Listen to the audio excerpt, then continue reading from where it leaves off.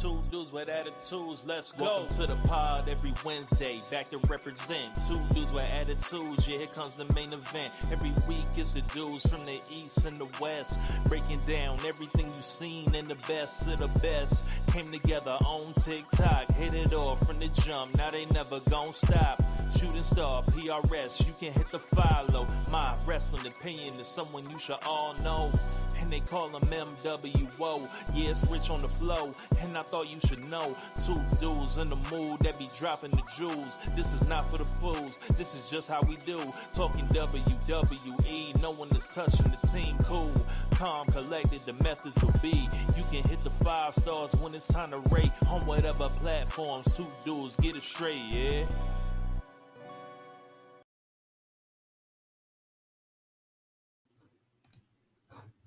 What's up? You're now tuned into the greatest Two Dudes with Attitudes, a wrestling podcast.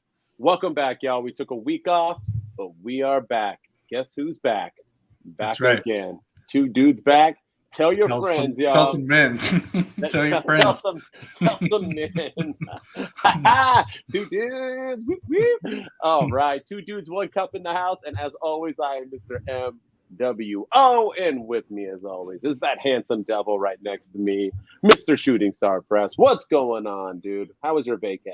It was nice, man. We chose a hell of a time to take a vacation, though. A lot of big stuff happened last week that we'll talk about in just a second. But it was a nice little getaway. Went out to Colorado with my little girl, and we did try to go live, but the internet was really spotty where I was and kept kicking me off, and took 20 minutes just for me to log on. So just decided to call it a night, and we'll do it this week. But it was a fun time. It was good, and glad to be back, and yeah, ready to talk some wrestling.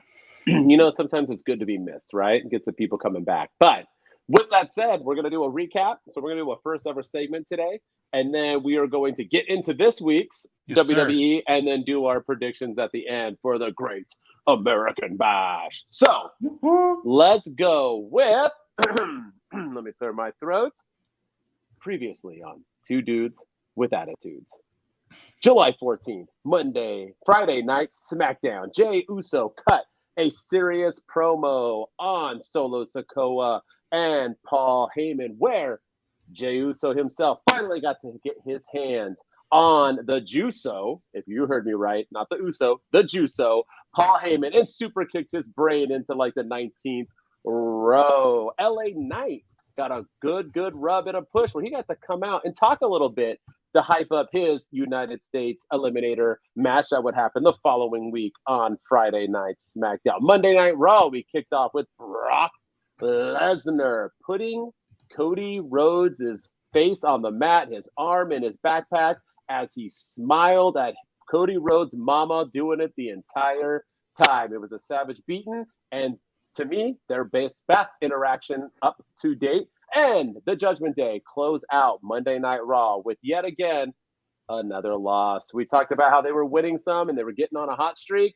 and here we go again to lose. But don't you worry, because on NXT, Mr. Dirty Dom himself, beat Wesley and wins his first singles championship and becomes the new NXT North American Championship. And that was previously with Two Dudes with Attitudes. All right. So jump in whatever you want. If I missed something, I only had 60 seconds. So let's see. What do you got? Let's see. What do you want to talk about? We'll do like 5-10 minutes, and then we'll get this show on the road. I'm surprised you didn't open with Dom winning, because that was the highlight. I was just going to go in order. I had to go in order, but I would have just done it like this previously on Two Dudes with Attitudes. Dom wins the North American title. That's it. That's the episode.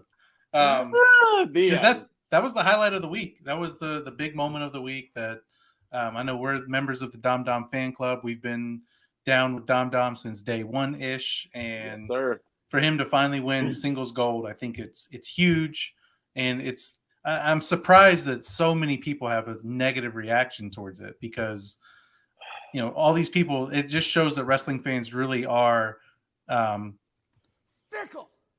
They're fickle. Because yes, sir. these same wrestling fans, when Dom Dom was a babyface, when he was with Ray, all they wanted him to do was go to NXT. Mm-hmm. He can't wrestle. He needs to go to NXT, work Mm-hmm. on his craft, build himself up. He's only where he is because he's Rey Mysterio's son. And now he goes to NXT. He wins the NXT North American Championship off of Wesley. Mm-hmm. And people are upset about it. It makes no sense, but I love it. I'm happy for Dom Dom. It was the right call, and I'm hoping that Judgment Day holds all the titles here soon. You know, I want to add in one thing too about last week is that the fact that when Dom Dom won, these fickle fans always, right? I knew it. They knew it. It was so pretty. Who didn't think Dominic was going to win the belt? You know who didn't? Literally everyone. I don't even think Dominic knew he was. I think when he got that pin, he was like, "Oh crap, I won! I didn't know." Yeah, like that was a straight shock. It was so much of a shock. Shooting Star. I'm going to be honest with you. I was like not even half paying attention. I was watching it like, ugh, come on, like let's get this 15-minute match over with so I can see Dominic lose somehow, and I can be peed off about why they even had him lose because they just lost on Monday Night Raw. And then he wins. It was everything about it was great. You know what I mean? Like the shock appeal.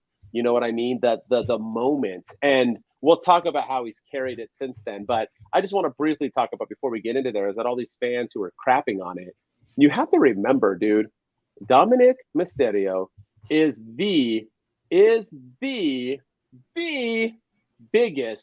biggest heel in all of wrestling right now. So why would you not put him on NXT? Because what does that do? Shooting Star puts eyeballs on NXT. Now you have the biggest heel in the company winning a North American title in the, C company or whatever you want to call it. Although now it seems like the draft is done and now everyone just wrestles everyone. It's just 3 shows and that's what it is. But you have him doing that, and we'll go right into it when we talk about Friday Night Smackdown and what he did and defending it. So, I mean, he defends it on Friday Night Smackdown, he defends it on Raw, and now you're getting that rub again. So not only do you have him becoming a champ, which is going to give him confidence and push him more and show him off more, get him way more booze, which it's doing, but also it is like, you know what I mean, putting eyeballs all over NXT. And NXT ratings have gone up.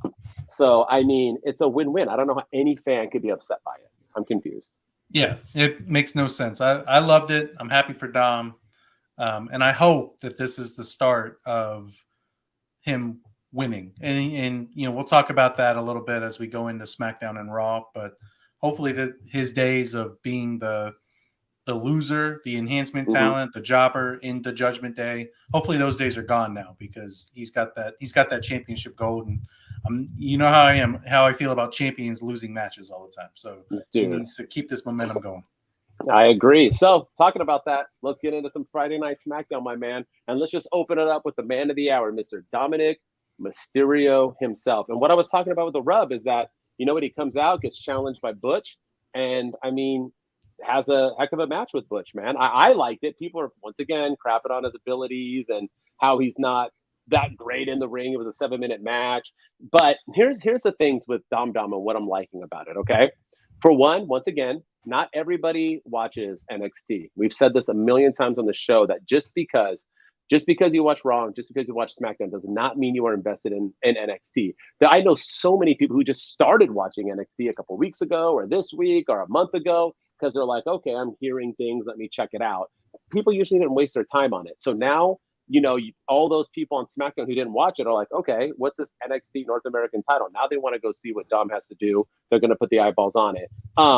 Secondly, he has that. I want people to remember, okay? I get that Dominic Mysterio is a second generation, right? Just him and Ray, right? So he's a second generation wrestler, okay? He's been wrestling for 3 years now or whatever. Wrestling ain't easy, y'all. And WWE wrestling isn't easy. When you talk to a lot of people from like WCW days who transitioned over to WWE during the invasion and all that and didn't make it, the Buff Bagwells and other people, that was one of the main reasons why is that wrestling in a WCW ring and wrestling in a WWE ring was different. Chris Jericho said it himself. He was like, I was so primed to go to WWE. Then I went there and I was lost. I had no idea what to do. It's just so different for multiple reasons. One, they script everything to a T. You have to follow certain rules. The ring is bigger. You got to do things a certain way. There's so much that goes into it. And I don't think people remember that The Rock generational. I mean, what was he, like fourth or third? And he's three, right? Randy Orton, same thing. Both of them weren't that great when they first came to the WWE, and I think people forget about that. And these are two of the greatest of all time. Two Hall of Famers who Kevin Owens, Ryan's better than Denton? No freaking way. No lies told. And that guy's smoking a cigar anyway, so what does he know? No lies told. But So anyway. stop him when he's telling lies. That's what CM Punk would say. Oh, gosh. But you get what I mean? So I think people forget these things, and they want Dom to be a star now. Randy Orton and The Rock both had IC titles before they were ready, before they were having phenomenal matches. It takes time. Wrestling's a craft. And so him and Butch, I think, had a great match. Lastly, he cheats to win. And I love it. I love that every single time he's going to. Just like the Honky Tonk Man. Y'all remember the Honky Tonk Man? Dude always had to cheat to win. He had the longest reign ever of the IC title because he cheated to win. He wasn't winning clean. Heels don't win clean. Roman Reigns doesn't win clean. You don't win clean as a heel. So stop it. Everything they're doing with Dom right now is perfect. And this title's only going to help him get more. And we'll get into that on Monday Night Raw. Yeah, I mean, well said. I mean, you said it perfectly. It was this match was great. I like that they're putting the NXT titles. They're giving them a rub on SmackDown, and they're giving them, they're putting it on the main show, so that way people who don't watch NXT are more likely to tune in to NXT, so they can see this dastardly heel that is Dominic Mysterio and what he's going to do and what's going to happen from there. So I loved it. I thought it was great. I thought the match was good with Butch. My one gripe, I will say, my one gripe about this was the opening of SmackDown. They showed Wesley and Dragon Lee in the audience and in the fans, and they were cheering. They were like, "Yeah!" Like if I had just dropped my title the Tuesday before, I would not be cheering. That's always been something that's bothered me with the WWE. Like when Kofi Kingston lost his world championship to Brock Lesnar in 35 seconds, and then the next week he's doing the New Day Rocks and like acting like nothing happened. That's a pet peeve of mine in wrestling. But so I would have, I wouldn't have even shown that Wesley was there, or at least have him show. Well, no they showed emotions. Like everybody was there once again trying to get that rub. But yeah, but still, like he just dropped his title and he's in the audience, like, "Yeah, I'm happy to be here." Woo! Like I would have shown him with a little bit more emotions. But other than that, everything about Dominic, his presence, the stuff with Rhea Ripley backstage, even the mention of, he's here on SmackDown because he wants to rub it in his deadbeat dad's face what it's like to win. So it's good. just perfect. It's perfect considering he lost to Ray at WrestleMania. So it's all good stuff. And it makes me wonder the direction that they're going in for the future. And I'll talk about this with the U.S. Championship Fatal 4-Way Invitational right now. Are we going to get Dominic versus Ray in a title unification match? Because that's kind of what it's looking like for me. Because okay. So let's hear it first, and let's go there. That's interesting. Okay. In the Fatal 4-Way, so we opened up with the Fatal 4-Way U.S. Championship Invitational, I think is what they're calling it, and it was it was Rey Mysterio versus Cameron Grimes versus Sheamus versus LA Knight. And I think everybody was expecting LA Knight to just, the most over guy in the WWE, getting the big reaction, cutting promos before the match. He's going to win. I think everyone thought he's the shoe-in to win. It's going to set up a match between him and Theory. He's going to be the future champion. Last week on SmackDown, he even cut a promo saying, "You better call me champ." So we get we get this match, and Rey Mysterio emerges victorious. Santos Escobar comes out and fights Austin Theory to the back. Austin Theory's on commentary during the match. He comes out and takes Escobar, or Escobar takes Austin Theory. They fight to the backstage. So I think they kind of telegraphed it a little bit that now we're getting Rey Mysterio, who steals the win from LA Knight. He pins Cameron Grimes, gets the pin, 1, 2, 3. And next week it'll be Santos Escobar, the LWO versus Rey Mysterio. And the winner wrestles Austin Theory for the U.S. Championship. So makes me wonder, because of the mention of Dominic Mysterio saying, I want to rub it in my deadbeat dad's face, show him what it's like to be a champion, and he's the NXT North American champion. Do you think it's going to lead to Rey Mysterio beating Austin Theory, and then we get a title unification match between Dom and Rey? It's so funny about our show being live, and just so everybody knows, the audience, in case you care, we brief for like a few, right? We just go over kind of the topics so we don't double up on our 2 topics each or whatever. But I always love when Shooting Star hits me with these like randomnesses and just calls me out on the no idea he's going to throw this at me. That is intriguing. I really like it. Here, let me answer it after this. You have 2 recaps, right? Do your 2 in a row because your other recap goes with it. So do that recap, and then I'll respond because I kind of have to respond with what happened after this because Rey has to beat somebody and then beat somebody to get there, obviously. So go ahead. So what's your other recap? What else happened on SmackDown that I'm assuming you didn't like much? Yeah, Austin Theory. I didn't like Austin. So, as I mentioned, Austin Theory and Santos Escobar had a moment, and they fought to the backstage. And then backstage, we get, after the match is over, we get to a segment with Adam Pearce, and Austin Theory says that he wants Santos Escobar tonight. And Adam Pearce befuddlingly says, oh yeah, you can put your U.S. title on the line against Santos Escobar, even though Santos Escobar has to beat Rey Mysterio next week to get a shot at the U.S. title. So if it was that easy, why not just everybody take Austin Theory to the back and beat him up that way? But right. Yeah. But then Austin Theory like weaseled his way out of it. He was like, no, I'm not putting my title on the line. He doesn't deserve that. And then somehow I guess Adam Pearce was like, oh, I guess I'll think about it. And then the match was made official. That we got Escobar versus Austin Theory live on Friday Night SmackDown. And the match was fine. Nothing wrong with it, except Austin Theory took a clean loss. 1-2-3 to Santos Escobar. And, I've talked several times, and I think you started seeing the light a few weeks ago that Austin Theory's U.S. title reign has not been all that great. Ever since he moved to SmackDown, post-draft, it has not been all that fantastic compared to Gunther with the IC title and Seth Rollins with the World Heavyweight Championship. It just feels like the U.S. title is losing its steam. And I think this shows this is another reason for that. This is another reason for that argument. You have a champion who has not been losing, despite what you might think about the U.S. title and Austin Theory as a wrestler. He's been winning matches. He beat Jey Uso just a few weeks ago in a great match. He beat Sheamus right before Money in the Bank in another awesome match. So he's been winning, but then for whatever reason he's going to lose to Santos Escobar clean in the middle of the ring, and now Escobar has to beat Rey Mysterio to get a shot again against the guy he just beat for the U.S. It makes no sense. The outcome of that match made no sense. It was a good match. And, I still like Theory. I'm high on Theory. But that outcome of a champion losing made no sense to me. So I'm fully for you. Yes, you gave me my How I Met Your Mother moment.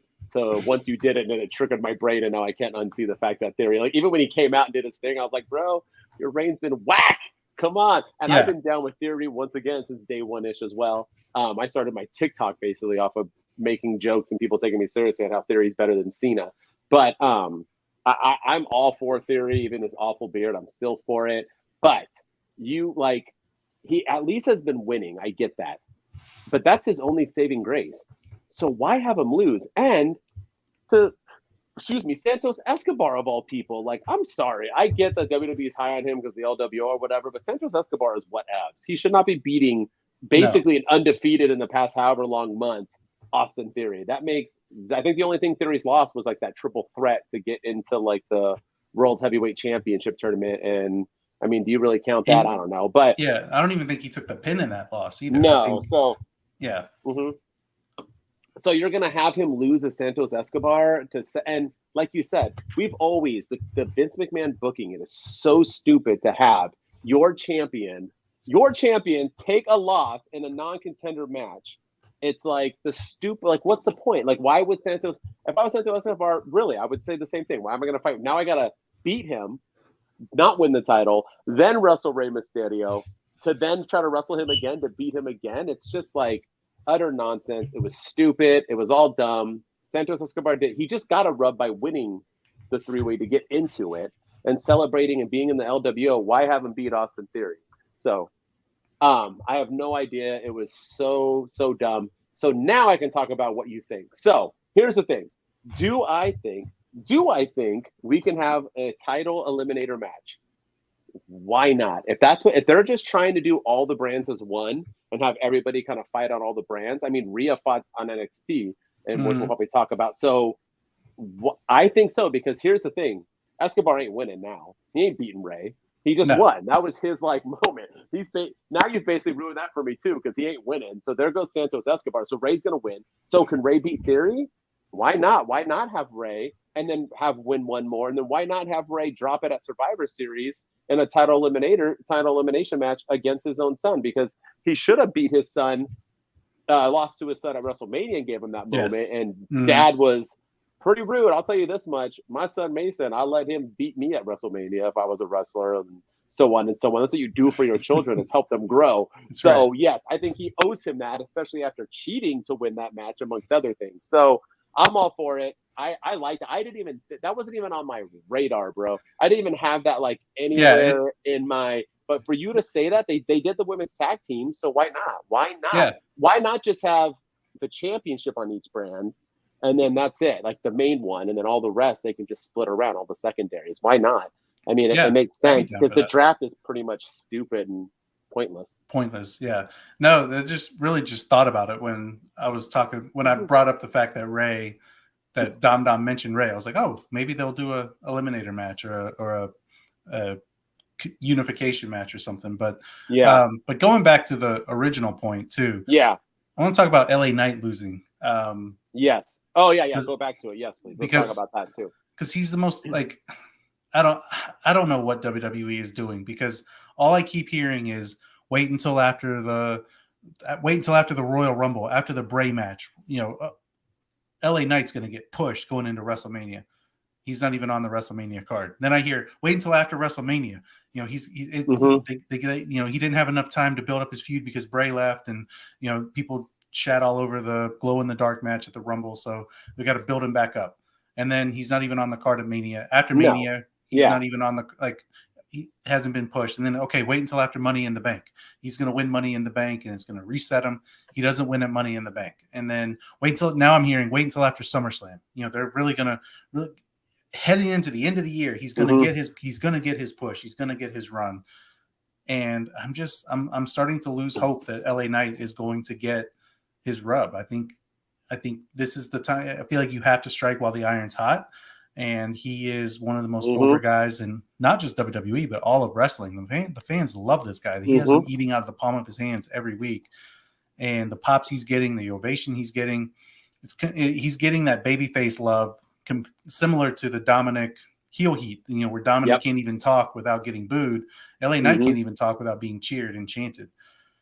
But, I hate to blame Vince McMahon. I really do. I feel like that's such a cop out. Be like, oh, this is a Vince booking decision, when Triple H needs to take some L's and he needs to take some grief. But I think this has something to do with Vince. I really do, because it was Vince that changed LA Knight from LA Knight to Max Dupree when he came up to the main roster. It was Vince that made him a manager and not a wrestler for the Maximum Male Models. It was is it Vince that's keeping him from? Because LA Knight should have won this match, not Rey Mysterio. And for sure. Is it Vince that's keeping him down? I don't know, but it just feels like it's now or never with LA Knight. And if he's not going to win now, I don't see him winning the Royal Rumble. I don't see him, maybe I see him maybe having like an IC title match or a US title match at WrestleMania, but that might be as good as it gets for him going into the end of the year, especially now that he's not holding the Money in the Bank briefcase or anything. So I don't know. I'm starting to lose hope that LA Knight is going to get his push.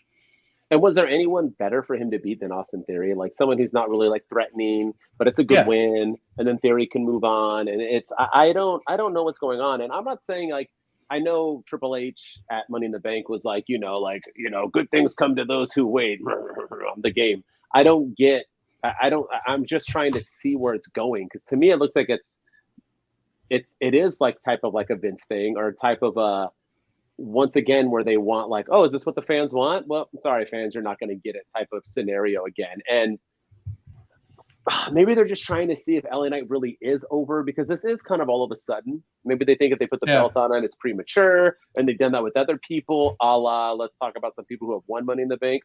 Otis, Homeboy, he used to. Well, God, who was the other one that won it? The guy who used to be different characters, and then God, what was his name? There's so many like Money in the Bank people. Damien Sandow. Yeah, didn't he win it too? Like, there's like so many people. Yeah. And so did Otis. Oh, well, he gave it up. But either way, like these people like that are just hot in that moment that you're like, okay, they're over. Let's give it to them. And then you like regret it. So maybe they're trying to see where he's going. But I don't know where he goes from here unless Theory does win. And then he beats Theory later on down the road. But I agree with you, man. Like, get it while it's hot, because fans also are fickle and they do get over it. And unless they're trying to do the opposite. And they're trying to show like they did with Daniel Bryan, where it's going to be like, we're not going to let you have what you want. And then they're going to overtake. And then you're like, perfect. Now is the time. The fans are finally like invested. And now let's give them the belt. But sometimes that backfires too. And then they win the belt. And then the fans feel like, all right, well, we got what we wanted and we're fickle. So now we don't give a shit about them. Then they move on. So I think do it now. And yeah. And, I know I'm pushing LA Knight, but I think this validates why Cody Rhodes losing at WrestleMania was the right decision, because everything you just said, I do feel like fans would slowly start to turn on Cody Rhodes. They would get bored of him. And if he was champion, he would be that, over the top, I'm so happy to be here in Austin, Texas, that baby face, the cheesy baby face. And so, maybe they are trying to see if LA Knight truly is over, or if this is just a flavor of the month thing. So, curious to see where it goes. I just don't know where he goes from here. I agree. All right, let's talk about the end, right? What happened? We had another tribal moment.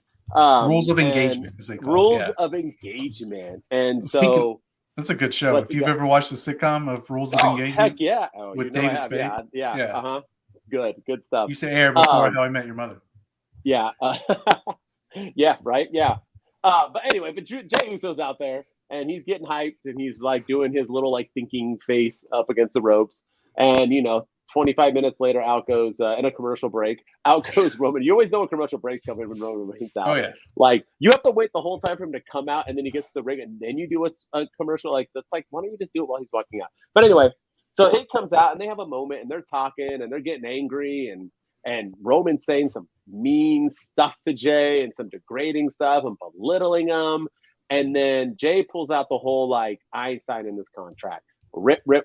We family. That's the contract. That's the bond. We gonna do this. Tribal combat. That's what it is for the undisputed universal title of the World Heavyweight Championship. And they're like, yes. And Roman actually is like, you know what, my man? All right. I respect that.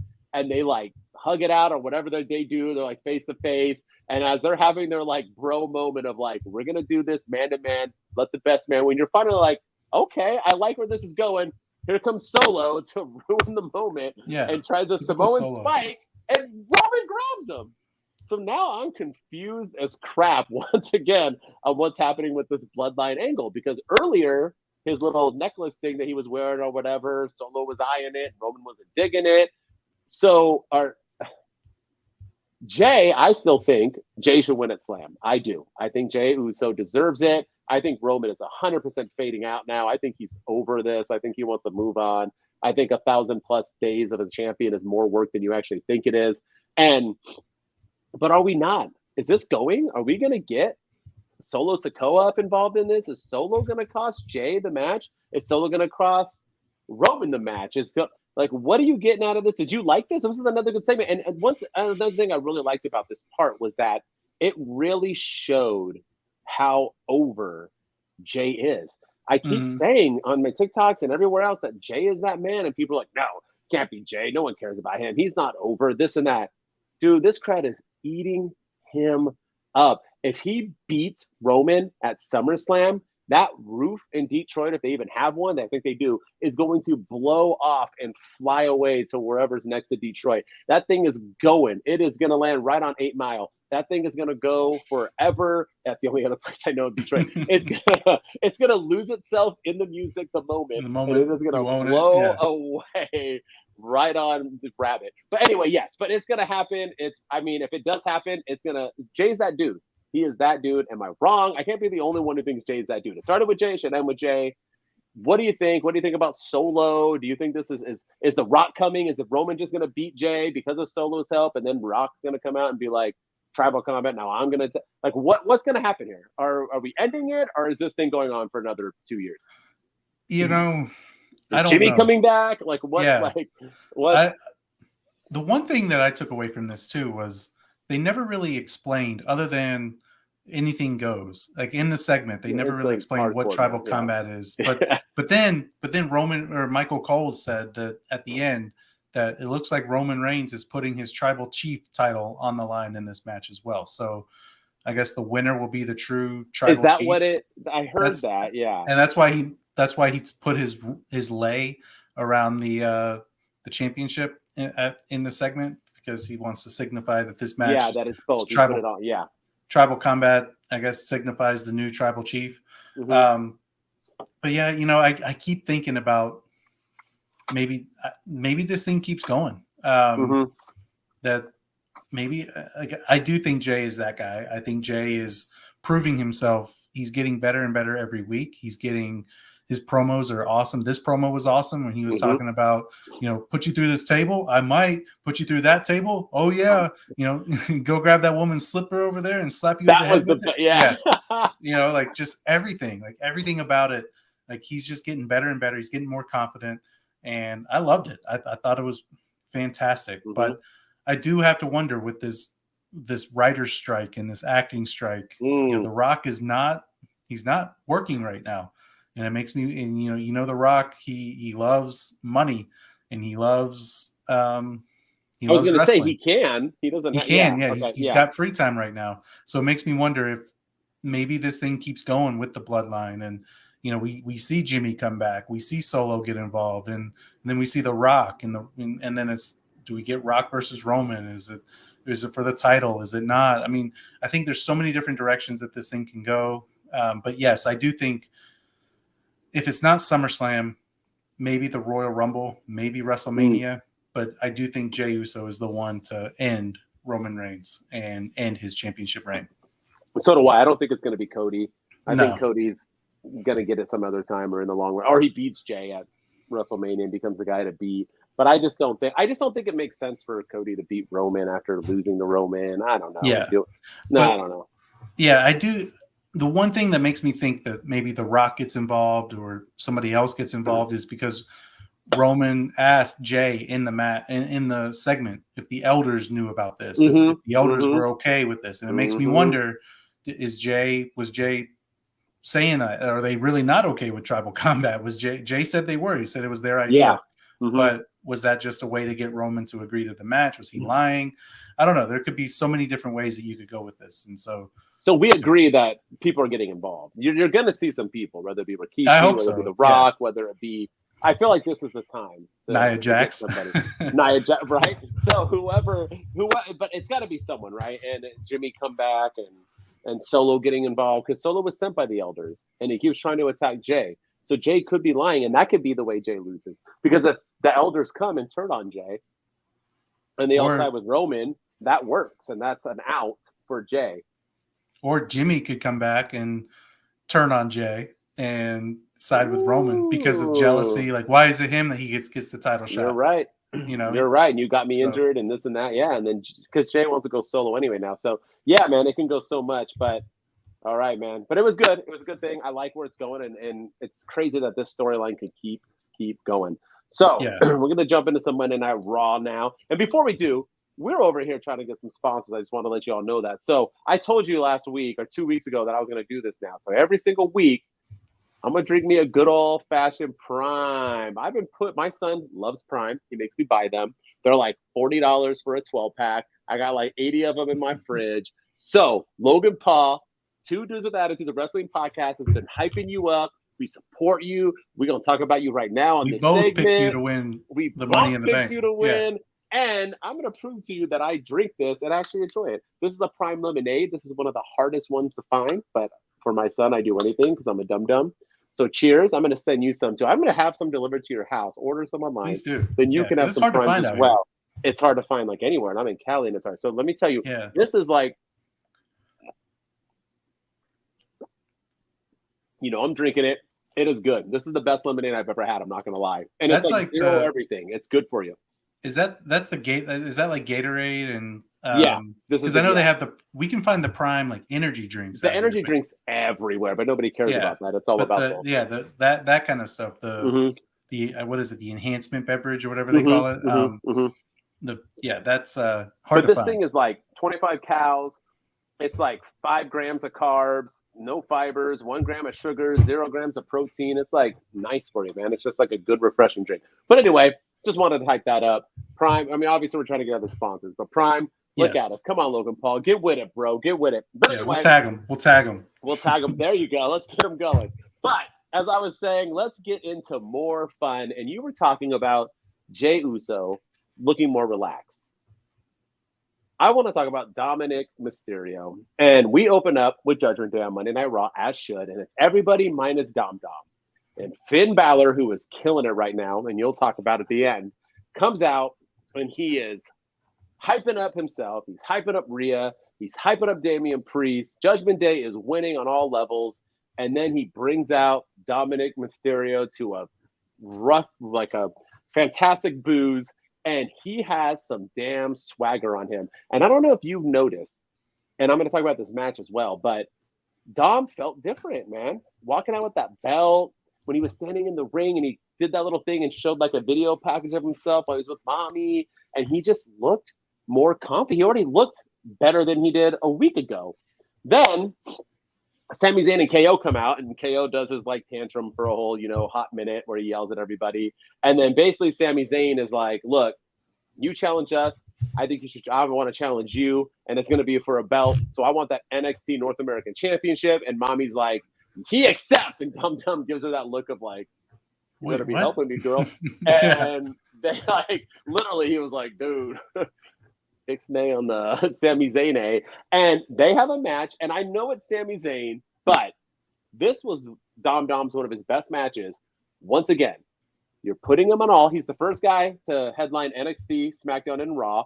You have him in 1 week. You have him doing all these matches. You have a title. That's confidence building.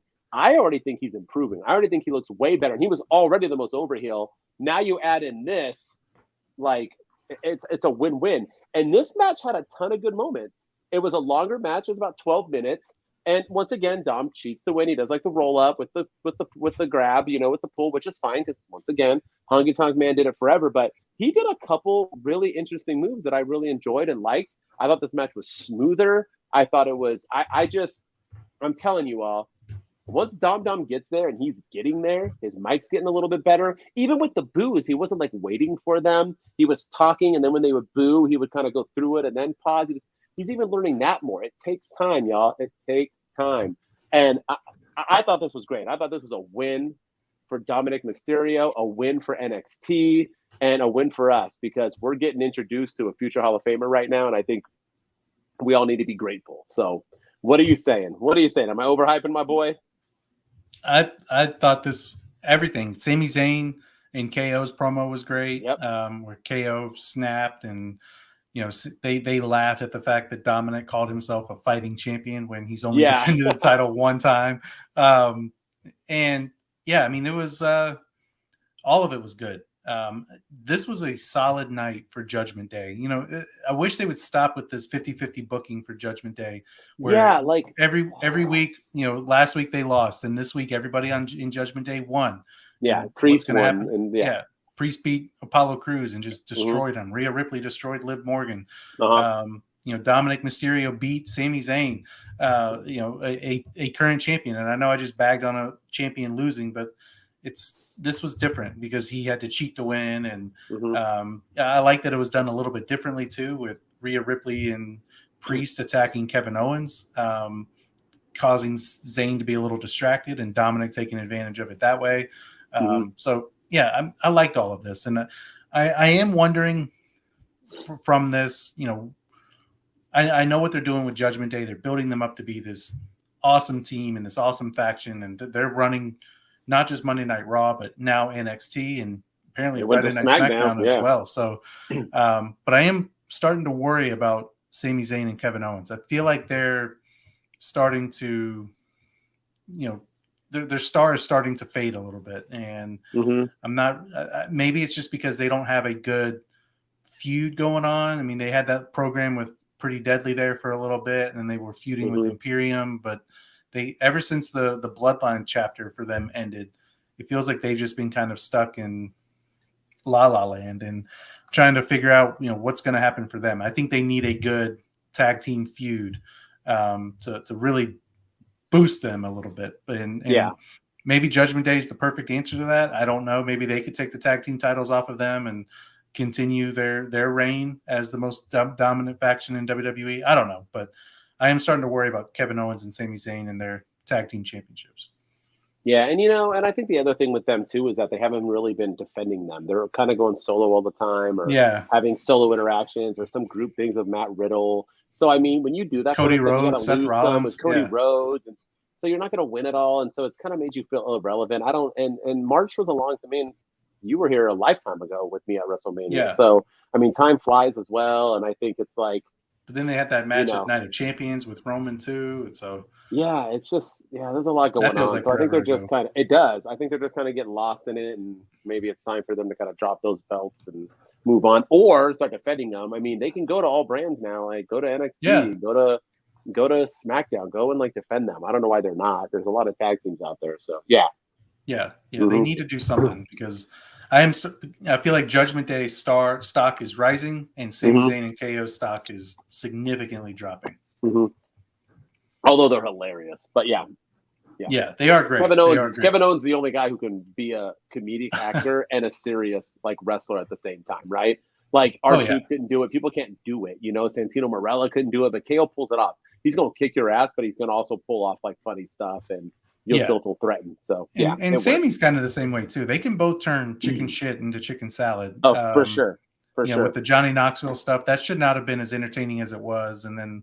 Kevin Owens and the Elias / Ezekiel stuff. I mean, that was some of the most must-see TV week in and week out on Monday Night Raw, and it was all because of KO. I agree. Speaking of Elias, we haven't seen him in a long time, but I think he's dead again. Yeah, I don't know where he is, but maybe his brother will come back. Yeah. All right, what you got? What you got cooking? Huh? He needs to. Ezekiel needs to come back. Oh yeah. But I want to talk about the Becky Lynch and Zoe Stark, and just how the build for this. Last week on Raw, Becky Lynch and Zoe Stark, had a moment where it was announced that if they're going to have a match this week on Raw, and if Becky Lynch loses, she has to get "Thank you, Trish" tattooed across her chest.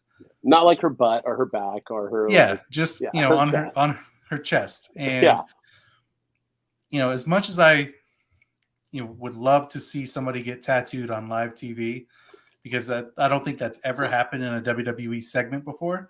We've seen people crucified, we've seen people hung, we've seen people put through tables and set on fire and thrown off stages, and we saw somebody die, Vince McMahon, in a limo and exploding and all that, but we've never seen anybody get a tattoo. But at the same time, I also that also told me everything I needed to know about this match was that Becky Lynch was going to win, because there's no way on earth they're going to have a woman get a tattoo on her chest on live TV, with especially having it say "Thank you, Trish." So I love this. The match was fine. The match was good, but I'm loving. I love the outcome. I think that it was the right outcome, despite the fact that I like Zoe Stark. If it gets us Trish Stratus versus Becky Lynch, I mean, I think that's the ultimate goal. That's the end game. And Becky Lynch won, so now she gets her match with Trish Stratus, and she gets to get her revenge. And she even said later on in a segment that nothing matters until she wins, and she's going to try to go after Trish, and she can fight her whenever she wants. And I don't like it when they do that. Like, we all know it's going to happen at SummerSlam. So let's not, like, she can fight Trish Stratus whenever she wants. Like, we all know it's going to be SummerSlam. So let's just call a spade. But the match was so-so. I feel like they kind of telegraphed the outcome ahead of time. I didn't like the stipulation, but I think it was the right outcome. I am kind of a little worried about Zoe Stark now. Like, where does she go from here? Does Trish turn on her because she's the weak link? She's the reason that she has to fight Becky Lynch now. Does she move on from this? Does she? I don't know, because she beat Becky Lynch a few weeks ago, and it was a big moment for her. And now, again, I worry about trying to build a new star. And I think that I don't know. I hope her star hasn't fizzled out. I was going to say, because I'm okay with Becky winning here. I'm okay with her doing what she needed to do to get to Trish Stratus. I like this build. I think this has been the best female build going on right now, storyline wise. Probably the only one, minus just Rhea Ripley, pure domination storyline. No, and I mean, Becky's that girl, Trish is that girl, Zoe Starks is that girl. I thought this match was good. I think Zoe Starks can bring it.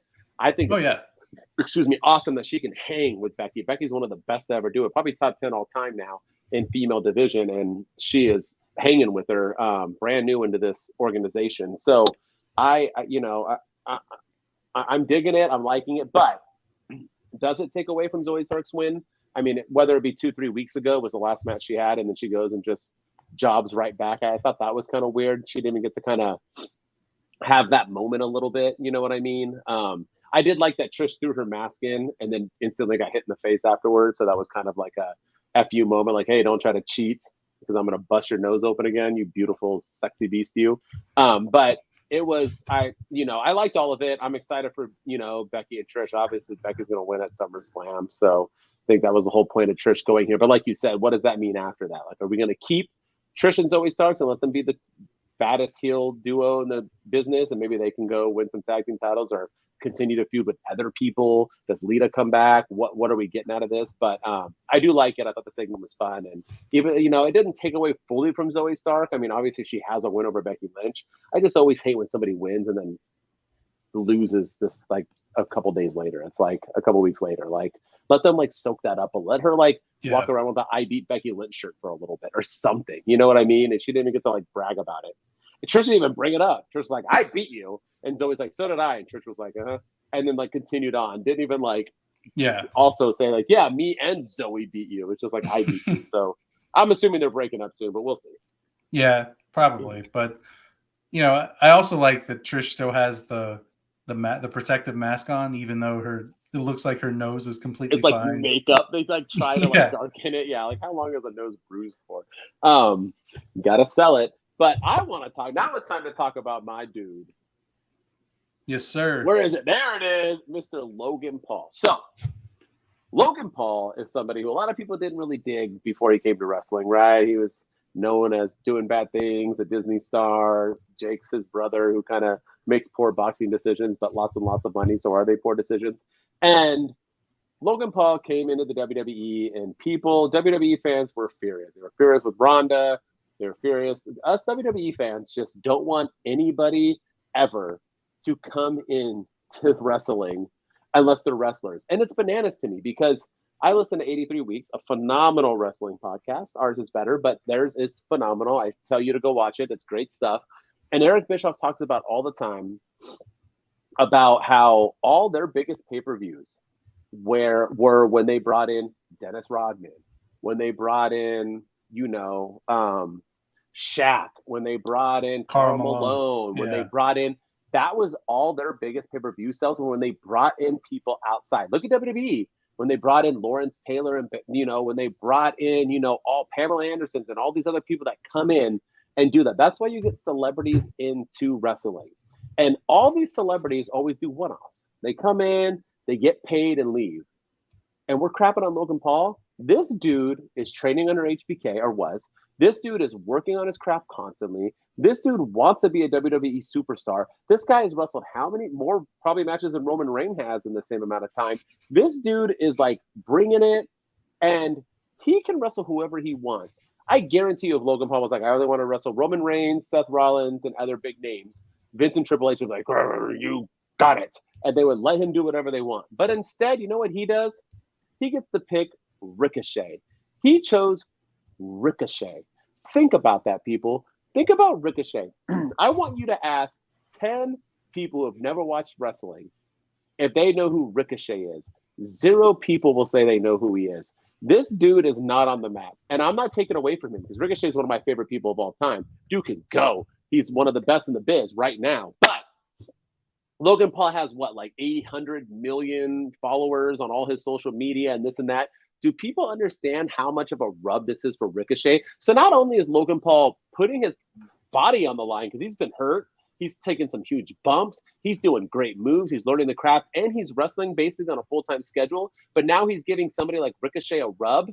I just want to say that, for one, I'm loving the storyline. 2, this match will probably be Logan Paul's best match ever, and probably Ricochet's best match ever. They're going to bring it, as long as Ricochet doesn't make him do something he's not prepared for yet. But this match is going to be phenomenal, and I think all of you wrestling fans need to apologize and accept it, because I don't think you understand how many eyeballs are going to be on SummerSlam because of Logan Paul, and how many people are now going to know who Ricochet is, which is going to help him become bigger in the sport that he truly loves and wants to be at for the rest of his life. So, I mean, I'm just saying that right there. And this segment was fun. I don't even got to talk about the segment. They were just running their mouths again, and Logan Paul was on the phone bragging, and then Ricochet put it in his mouth. But yeah. Other than that, it was, I'm just telling you, man, like, fans, stop. Accept it. This is good for wrestling, and this is good for Ricochet.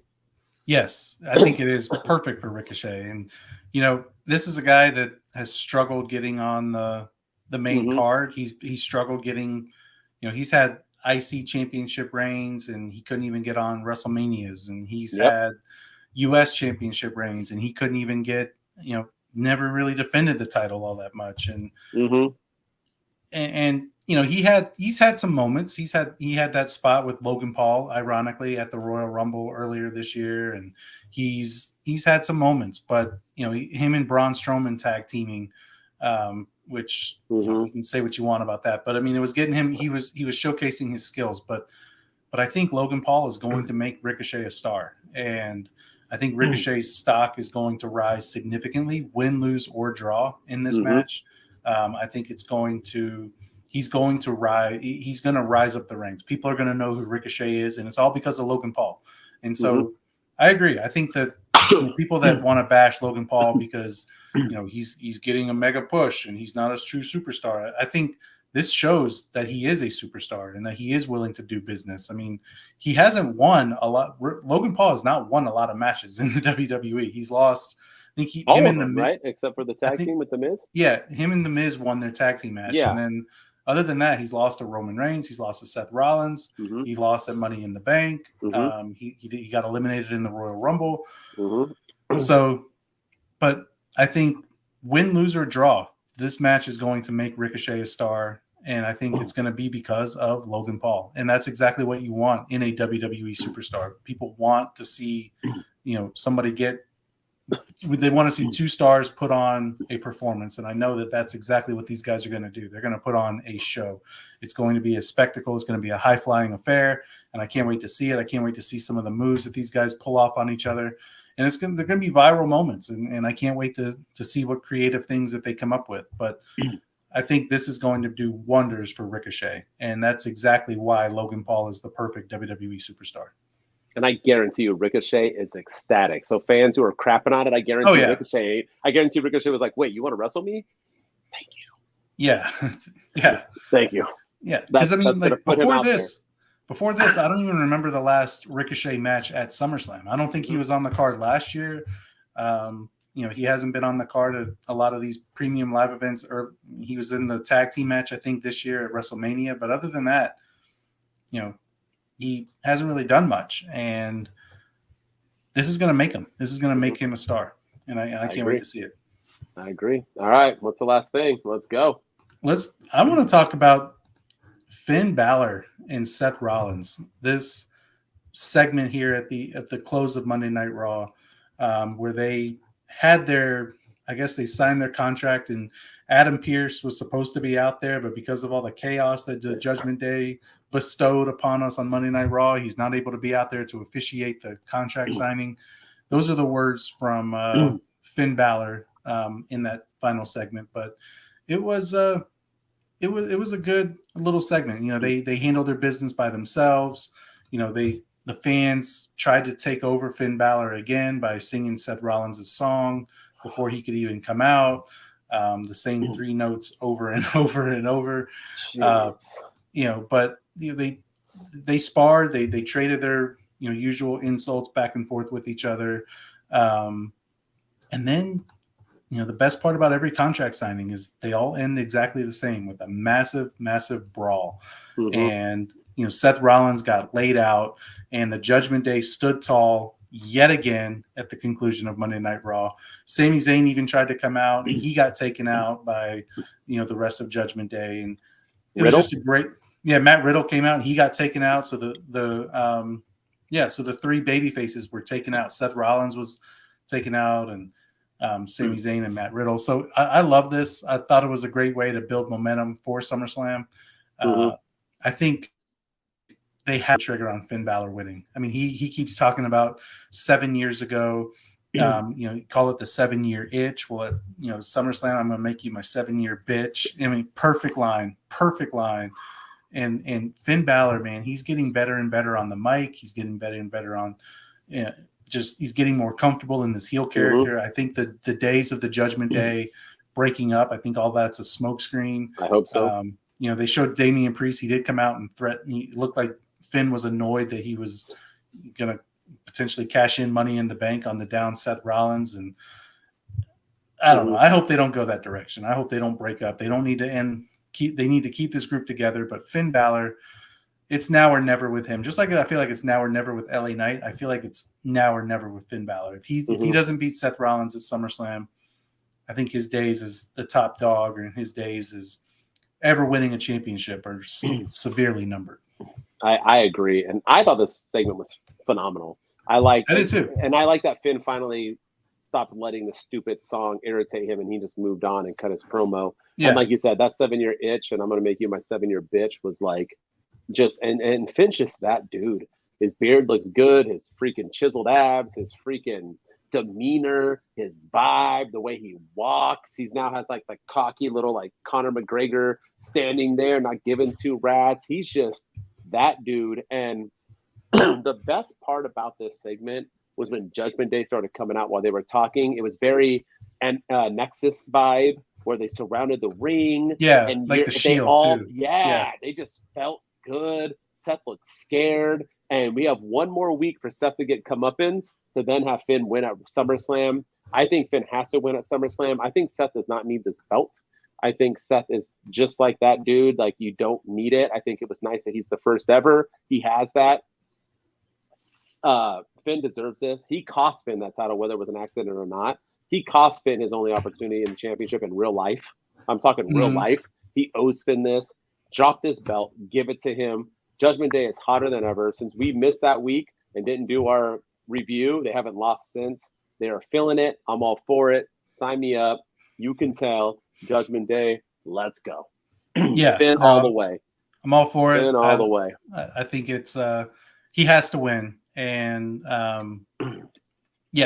like, we always say that wrestling's at its best when they blur the lines of reality. And I like that Finn Balor is bringing up the fact of everything that happened 7 years ago. It makes it feel real. It makes it feel like he has a real chip on his shoulder, whether it's storyline or scripted or not. We probably 99.9% most likely is, but I'm sure there is like that 1% chance that he really does have animosity towards Seth Rollins, and he's letting that show in his promos and in the ring. And I can't wait for this match at SummerSlam. I agree. You ready? Let's get into NXT. They had some good stuff going on. We had a Rhea Ripley surprise. We had other things going, but I wanted to talk about something that I thought was the most curious moment of NXT before they got into the Great American Bash. And that was Gable Stevenson coming out. And he came out super awkward. Thank God he wasn't in a Raw or SmackDown arena, because he couldn't even barely get his point across. And the NXT crowd, all 40 people were eating him alive. But he came out and basically was like, I got to make a decision. Should I go back to NCAA and win another championship? Crowd silent. Should I go back to the Olympics and win a second gold medal and be the first ever American to do that? Crowd's like, yay. Or should I go to NXT? And out comes Baron Corbin. And my heart dropped. When Baron Corbin went to NXT, the one thing I was hoping that was going to do was that this was going to rejuvenate his career just like Mandy Rose. He was going to come in, get a push, get a rub, win a title, be that man, build back up his character, especially once he threw all his old characters in the fire. And now he's a new character again, which is just Baron Corbin. I don't know what the heck's going on. But anyway, I thought it was ready for him to be primed for a position to do something. And what does he do? He comes out and basically tells Gable Stevenson to stay out of his ring because I don't care if you're a gold medalist and you can suplex me through a whatever, like Brock Lesnar. You don't belong here. And Gable Stevenson suplexes him and then basically says, I made my decision, which I think means now he's coming to NXT forever, or is that just one match? I don't know. But either way, all I know is that Baron Corbin's going to lose on Sunday. I know we haven't gotten predictions yet, but what are we doing here? Baron Corbin has been a jobber his whole life. He is literally the most underrated wrestler of all time. And you bring him to NXT to have the same exact role he had on Raw or SmackDown? Is that what I'm getting out of this? Like, that's so confused on what the heck is going on. So this segment, like, what the hell are we doing with Baron Corbin? Like, he needs to wrestle Gable Stevenson's first. Like, that's who we're giving him. It can't be anybody else. It's got to be Baron. We're not going to push him. That's how it felt. It felt like he's gonna lose this match, and it made no sense of why they're putting him in this match. This was a guy that just almost beat Carmelo Hayes just a few weeks ago for the NXT Championship. Yep. And they brought back the Lone Wolf, and let alone forget. What about these 2 weeks that they've been doing of these vignettes with Baron Corbin throwing his old gimmicks into a trash can and fire and burning everything up, and then he's starting anew, and then he comes out this week. He's the same old Baron Corbin that he's always been. There's no, he didn't have a hat on this time, but he didn't have the stupid music in the hat, but at least but it was the same. Like, they didn't even mention like, oh yeah, by the way, I'm coming out as this guy, and I'm gonna be the Lone Wolf again, and I'm gonna, he just was typical Baron Corbin, and I think it's. I guess I'm happy that Gabe Stevenson is coming to NXT, but they couldn't, like you said, they couldn't give him somebody else. They couldn't give him Trick Williams. They couldn't give him, somebody, Apollo Crews, somebody out there, in his first match, anybody.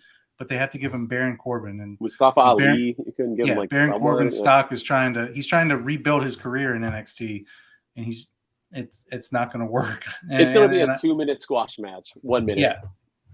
Yeah, if even that. And I hate it. I do not like this because I love Baron Corbin. Yeah, push Baron Corbin. Free Baron Corbin. Yes, put him on Raw. Oh wait, put him on SmackDown. And let him go to AEW. At least I'm gonna rub there. Shoot. Yeah, something. All right. Something. But and then for me, for NXT, just the closing segment with Dragunov and Carmelo Hayes, where Dragunov got in that brawl with Trick Williams, and he cuts that promo. Carmelo Hayes makes the save, and then Dragunov attacks Carmelo Hayes, takes him out. And he cuts the promo, basically saying that, I admire you and your friend, but after the Great American Bash, he's going to be all that you have left. I'm going to have the title, and you guys you're still going to be friends, but that's all you're going to have. This actually felt like the best segment going into with Carmelo Hayes and Dragunov over the last few weeks. This felt real. This felt personal. This felt, I dug it. I thought it made Dragunov look like a legit threat to the title for the first time in quite a while. Cause I know he's been partnering with Braun Breaker, and, he's been working with those guys, and kind of been a little bit of an afterthought in this championship run or this championship, I guess, contendership opportunity. And now he's this made him look legit. This made him look legit. I think he could pull it off. He could pull it off on Sunday. So I dug it. I still like I like what they're doing with Carmelo Hayes. He was also on SmackDown. Trick Williams was also on SmackDown. They showed the backstage with him and Bobby Lashley. Last week we saw Bobby Lashley talking to the Street Profits, so it makes me wonder what they're doing there. So, I think maybe Dragunov pulls it off on Sunday. Yeah. Well, obviously we're getting the Hurt Business becoming the new Nation of Domination. So, am I the only one who doesn't understand why if you're an African American or a black wrestler in the WWE, you could only hang out with other black wrestlers? I don't know. What in the are we still in that? Is that what are they choosing this? I was talking with my a guy that I work with that watches wrestling, believe it or not, and he was like, I was saying the same thing. I'm like, am I just trying to figure out that it's a racist thing going on, or why do we Bobby Lashley can't recruit a couple white dudes or a Mexican or a Puerto Rican or an Asian guy or it's got to be all black. Is this his choice? Are they saying hey, we all want to stick together so we can build our own crew? Which I'm all for. That's what you want to do. Do it. I love the Nation Domination. I'm all for the Hurt Business being a whole bunch of strong, buff black dudes wrecking shop. Yes, please. Most of them are the most talented guys in the biz right now. But I just feel like we're always pairing them up together. Why are they always getting paired? I don't know. I don't know. I just feel it's a little wonky, but a little Vince McMahon. I think we should put them all together. I think that's a lot of that is that probably. But anyway, I'm all for it. Sign me up though, because Carmelo Hayes, Trick Williams, Bobby Lashley, the Street Profits. You added a couple others. I mean, that's a pretty dope crew right there, dude. Watch out, Judgment Day if Hurt Business does that. But anyway, back to it.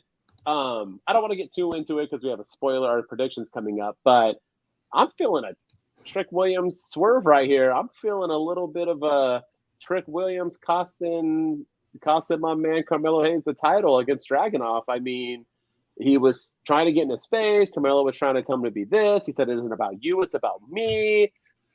Do you see he's trying to talk about it. Is Trick Williams going to get a little excited and go to punch Dragunov, and Dragunov ducks, and it hits, Carmelo, and then Dragunov finishes him and gets the pin. I mean, is this it's looking a little fishy, but we can get into that. But anyway, I like this segment, and I like that they're pushing Trick Williams because he kind of came out of nowhere. He was just kind of that dude in the barbershop who rolled with Carmelo Hayes, and all of a sudden, he's this 6'8" chiseled freak who can wrestle and go and has a personality and can cut a promo, and he kind of came out of nowhere. So I'm digging that they're kind of giving him a rub right now, and good on Carmelo for doing that. So, but yeah.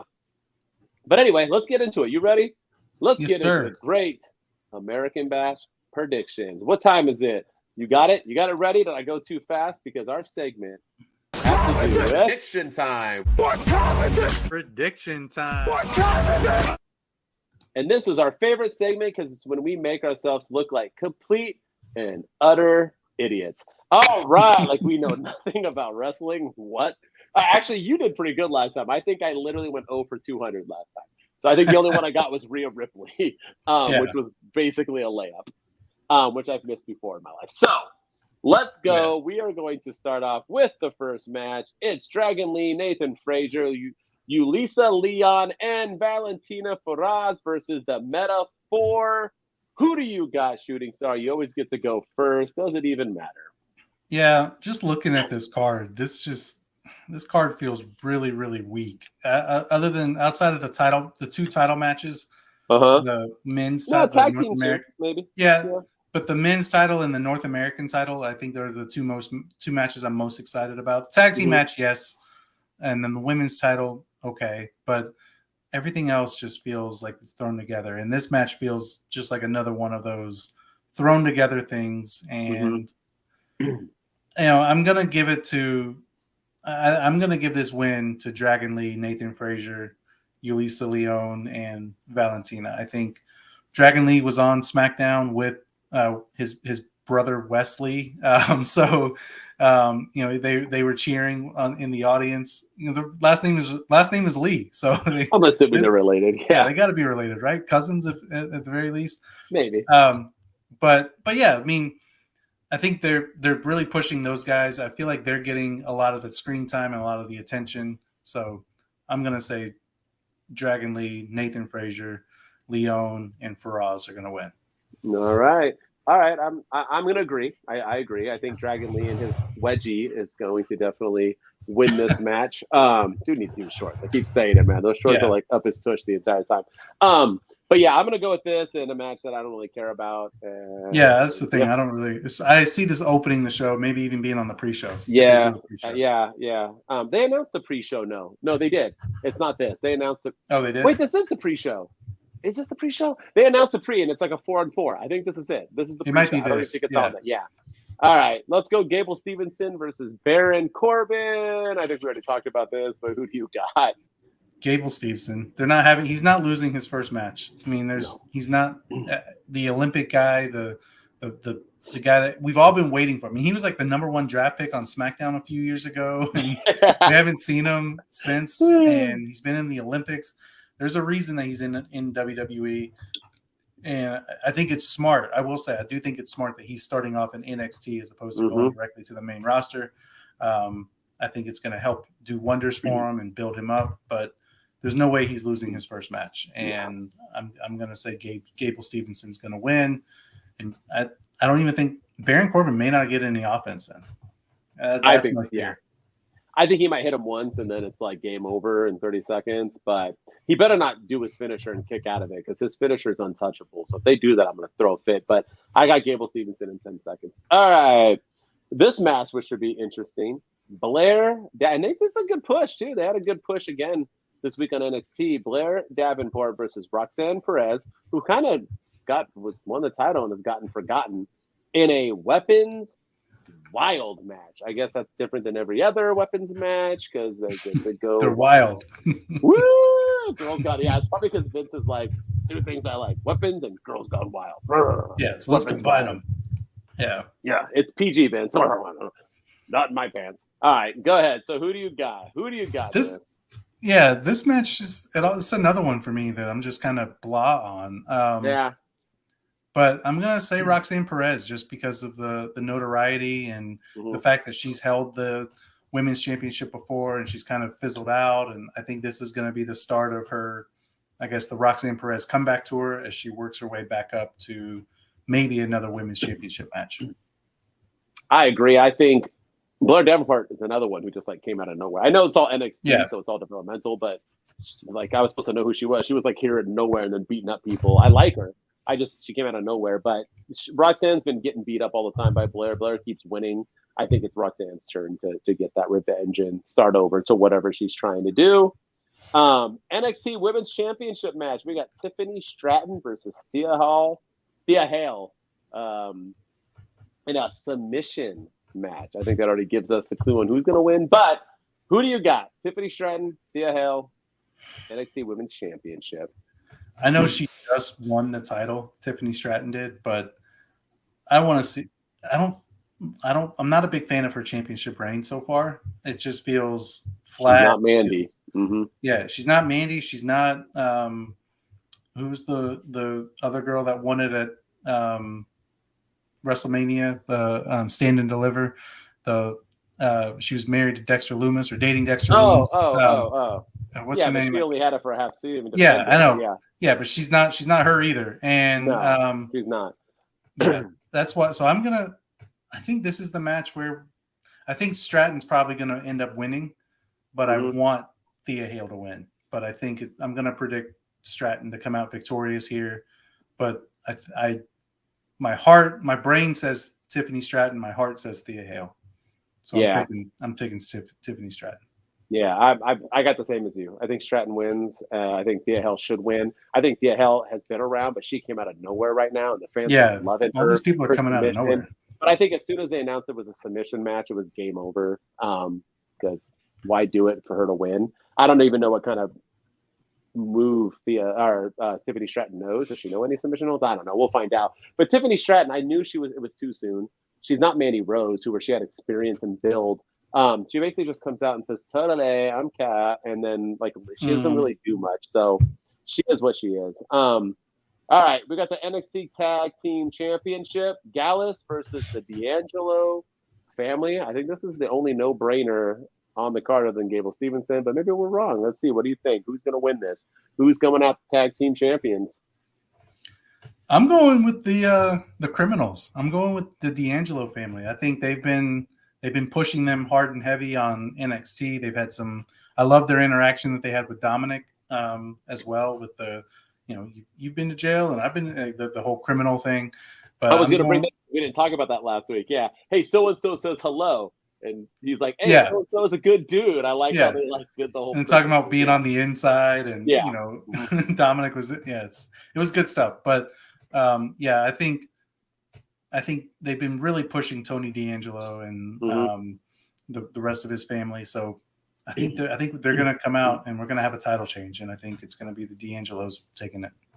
If there's one thing NXT has always done well, it's their tag team champions. If you go back and look at the tag team champions at NXT, they're all bangers.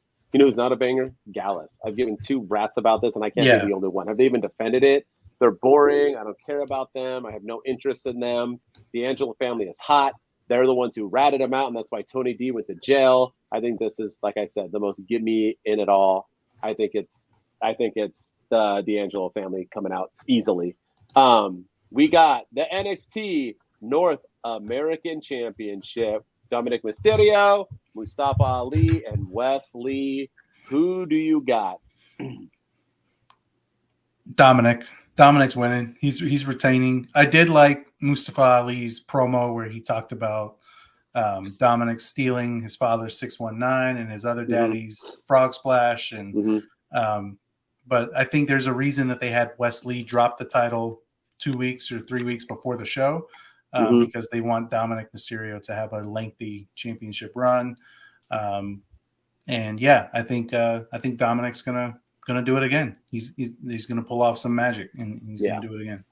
Yeah, Dom wins, and maybe Rhea helps, but I think it's gonna be Mustafa and Wesley bickering and them starting a feud after this. They'll cost each other the match somehow. All right, main event time. NXT Championship. Carmelo Hayes versus Dragunov. Who do you got? I'm going with Dragunov. I think Dragunov is going to pull off the victory, maybe because of Trick Williams, maybe because of something else, maybe I don't know, but I think there's a reason that they showed Carmelo Hayes talking to Bobby Lashley backstage. Maybe Bobby Lashley comes out and helps. You could make the case that he comes out and helps Carmelo Hayes and beats up Dragunov, but I think it's going to be the other way around. I think they're gonna have Dragunov win, send Carmelo Hayes over to SmackDown, and work with Bobby Lashley and the Street Profits, and this will be his swan song for NXT, and he'll go over to the main roster on a permanent basis. So I think he's had a good run. He's had several big victories. Braun Breaker, Baron Corbin. He's had some big wins. He got to tag team with Seth Rollins on Monday Night Raw. So yeah, I think it's time that he drops the NXT Championship, and Dragunov is the perfect person to hold it. I agree. I'm going with. I think it should have been Baron to take it off of Carmelo, but I think it's going to be Dragunov. I think he's ready. I think Dragunov's a stud, especially for NXT. He fits that bill nicely. I think Carmelo is more than ready. I wanted him to win an NXT Championship, but like I said, I just wanted him to win it, so he won it. He deserved to win it. It's time for him to now move on, go to the big show. I got Dragunov winning this thing. Yes. Oh, we're pretty much spot on everything. Look at that. We're either going to. So bad luck for you because I never guess them right. But all right, people, that was our special WWE edition of Two Dudes with Attitudes. As always, continue to follow us. Our YouTube page is blowing the flip up. Follow us on just everything you can follow on here. We're on this. We're on Twitch. We're on all the Spotify's and Apple everywhere. Music. Do it all. Follow us. Tell your friends. Keep going. As always, I'm Mr. MWO, and with me is Mr. Shooting Star Press. Like he said, we're on Apple, Spotify, everywhere you get your podcasts, both audio and video. So follow us, subscribe. Big things are coming. May have some cool things coming down the pipeline with some shirts and some other things in the future. Yes, so only way to find out is to stay tuned and keep your eyes on Two Dudes with Attitudes and hit that subscribe button. Hit it. All right. Two Dudes Wolfpack. We out. Two dudes with attitudes, let's go. Welcome to the pod every Wednesday, back to represent. Two dudes with attitudes, yeah, here comes the main event.